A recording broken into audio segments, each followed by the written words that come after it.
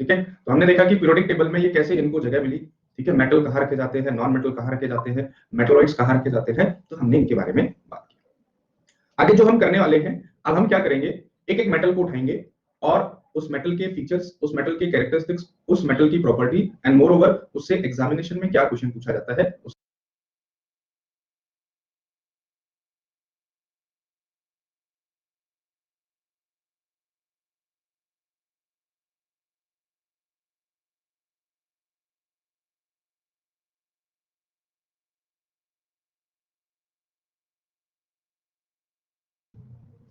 चलो ठीक है, तो यहां तक हम लोग क्या है डिस्कस कर चुके थे। ठीक है भाई, तो आगे क्या हमारा सीन रहेगा वो भी मैंने आपको बता दिया कि हम क्या करेंगे, एक एक मेटल को उठाएंगे और उस मेटल के बारे में सब कुछ हम पढ़ेंगे।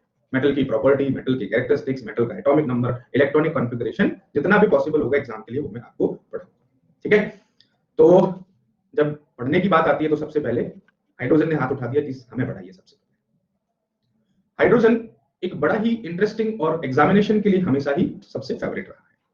ठीक है, देखो ध्यान रखना, एक और चीज मैं आपको बता दूं, केमिस्ट्री के अंदर क्या है, बहुत ही लिमिटेड चीजें हैं जो आपसे पूछी जाती है। केमिस्ट्री का जो सिलेबस है ठीक से करो तो 30 क्लास का या 30 सेशन का ये पूरा होता है, जिसमें आपका कंप्लीट हो जाएगा। ठीक है, इवन मैंने पिछले एनडीए में तो सिर्फ 17 क्लास कराई थी। ठीक है, और उन्हीं 17 क्लास में से मैक्सिमम हो गया था। ठीक है, बाकी आपका क्वेश्चन प्रैक्टिस से आएगा, जो क्वेश्चन होते हैं, है ना, जैसे कि भाई पर्पल डाई क्या होता है, टीयर गैस में कौन से टीयर गैस में का फॉर्मूला क्या होता है, पोटास एलम का, तो ये सब चीजें क्या है आपको आएंगी, लेकिन ये सब चीजें आपको यहाँ भी मिलेंगी। ठीक है, तो ये जो टॉपिक है मैं पहले ही बता दे रहा हूँ, हाइड्रोजन इट्स कंपाउंड, जब आप इसको मेरे साथ पढ़ोगे तो आपको बहुत ईजी लगेगा।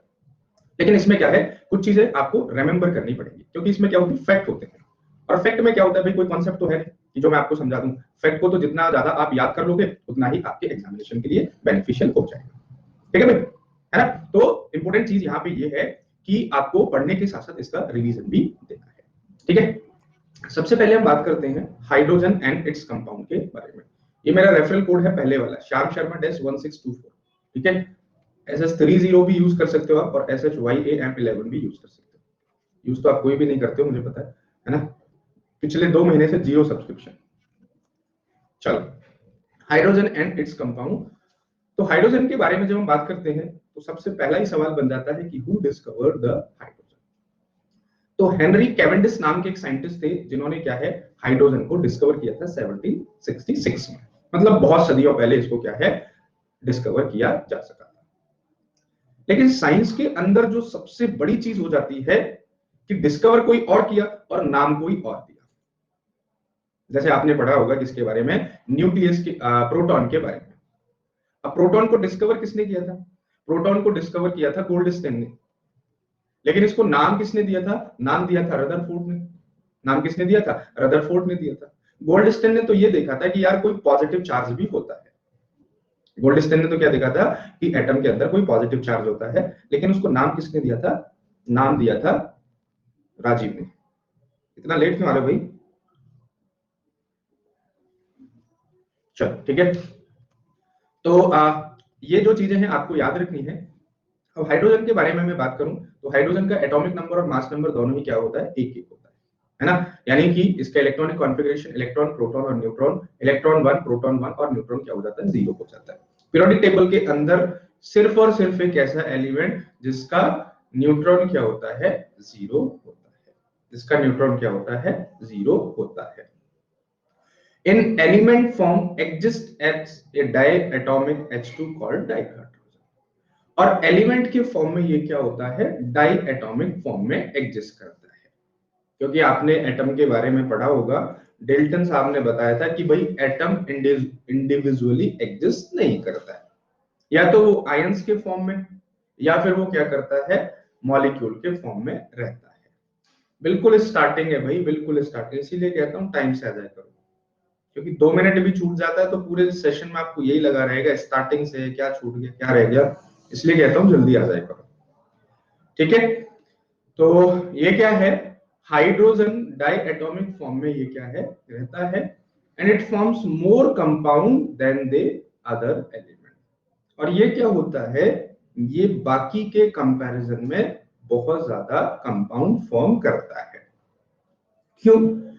क्योंकि हाइड्रोजन का एक स्पेशल नेचर होता है।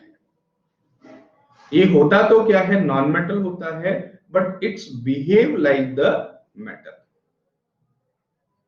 जैसे एक दौर था अभी, है ना, कुछ समय पहले निकल गया टिकटॉक का दौर। तो टिकटॉक के दौर में क्या होता था, अच्छा ये जो एग्जाम्पल हैं ये आपको समझाने के लिए होते हैं, आपको वास्तविकता में ले जाने के लिए होते हैं, ठीक है। तो इनको आप अपने दिल पे ना लें, ठीक है, इनको बस समझें और साइड में रख दें। मेन आपको अपने कंटेंट पे रहना है, टॉपिक पे ही रहना है। हाँ जी। तो एक दौर था, प्रणाम भाई प्रणाम, एक दौर था, ठीक है। तो हुआ करता था वो लड़का और मुजरा करता था लड़कियों की तरह। तो होता आदमी कुछ है और बिहेव कुछ और करता है। तो hydrogen it is a non metal but it behaves like a metal, और इसलिए इसको क्या है, फर्स्ट ग्रुप में हमने पोजीशन दे दी, है ना। लेकिन कई साइंटिस्ट की जो कई लोगों की जो पीरियोडिक टेबल होती है, या जो कई पीरियोडिक टेबल में आप इसको देखोगे, हाइड्रोजन को अलग रखा जाता है। हाइड्रोजन को क्या है, अलग रखा जाता है। पोजीशन ऑफ हाइड्रोजन और इसका इलेक्ट्रॉनिक कॉन्फ़िगरेशन क्या होता है, 1s1 होता है। 1s1 का मतलब क्या है कि ये फर्स्ट ग्रुप में भी आता है और ये 17 ग्रुप में भी आता है। पहले ग्रुप को क्या बोलते हैं बाबू, एल्कली बोलते हैं, और 17 ग्रुप को क्या बोलते हैं, हेलोजन बोलते हैं, और दोनों ही नाम इंपॉर्टेंट है। तो hydrogen it resembles with alkali metal as well as with halogen in the same property. तो साइंटिस्ट ने बोला कि भाई साहब आप एक काम करो, ना तो आप, है ना, ना तो आप मुजराकर में हो और ना आप इसमें हो, आप एक काम करो, मैं आपको एक थर्ड कैटेगरी दे देता हूं। तो best place separately in the periodic table, और हाइड्रोजन को क्या है, सेपरेटली प्लेस किया जाता है पीरियोडिक टेबल में, है ना। तो उसको क्या है, अलग रखा जाता है। नेक्स्ट मैं बात करता हूं ऑक्यूरेंस के बारे में।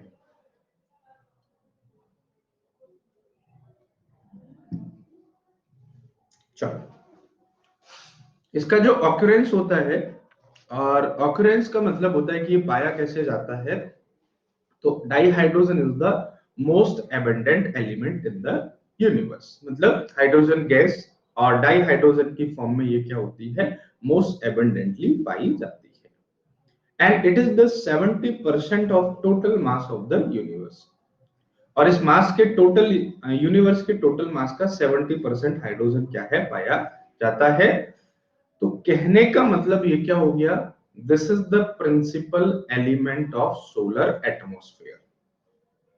हाँ, यूनिवर्स में सारा आ गया ना, सन मून अर्थ सब आ गए इसमें। तो ये क्या होता है, प्रिंसिपल एलिमेंट क्या है, सोलर एटमॉस्फेयर का होता है ना। आपको पता होगा कि सन के अंदर क्या होता है भाई, फ्यूजन होता है कि फिजन होता है। सन के अंदर फिजन होता है कि फ्यूजन होता है, ठीक है। चलिए थोड़ा सा इसको समझते हैं। तो सन के अंदर फ्यूजन होता है या फिर फिजन होता है। तो these two terms are very confusing, ठीक है। फ्यूजन का मतलब क्या होता है, दर्द दिलों के कम हो जाते अगर मैं और तुम क्या हो जाते, हम हो जाते। यानी कि जब दो चीज मिलके क्या बनाती हैं, किसी नए तीसरे को बनाती हैं, that is called the fusion. और ये वाली बात क्या है, बजरंग दल को एडजस्ट नहीं हुई। उन्होंने बोला कि भाई आप हमारे रहते हुए कैसे एक हो सकते हैं। तो उन्होंने उनको क्या है, वापस से अलग अलग कर दिया। यानी कि जब one substance is broken into two substance, that is called the fusion. तो सन के अंदर फ्यूजन होता है या फिजन होता है, बताइए।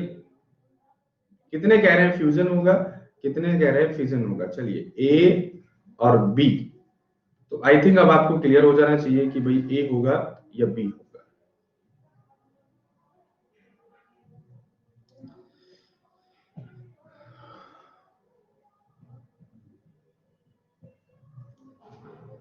चलो बाबू भैया, सन के अंदर क्या होता है, फ्यूजन होता है। हाइड्रोजन हाइड्रोजन मिलके क्या है, हीलियम बनाते हैं, ठीक है। फिजन होगा कि fusion, sir H2 use nuclear weapons में कैसे यूज किया जाता है?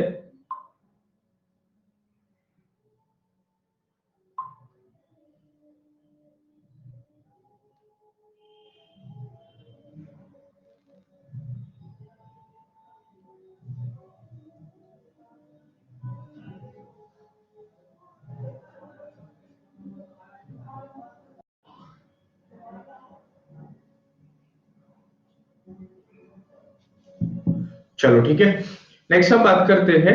और इसका जो अक्यूरेंस होता है ये और भी ग्रह प्लेनेट पे पाया जाता है, जुपिटर, सैटर्न और स्टार्स पे भी ये क्या है पाया जाता है। Due to its light nature much less abundant in the earth atmosphere. ठीक है, और सबसे बड़ी बात यह है कि अर्थ के एटमॉस्फेयर पे ही सबसे कम पाया जाता है। ठीक है,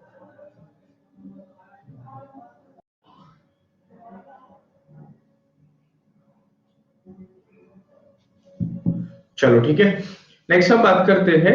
और इसका जो अक्यूरेंस होता है ये और भी ग्रह प्लेनेट पे पाया जाता है, जुपिटर, सैटर्न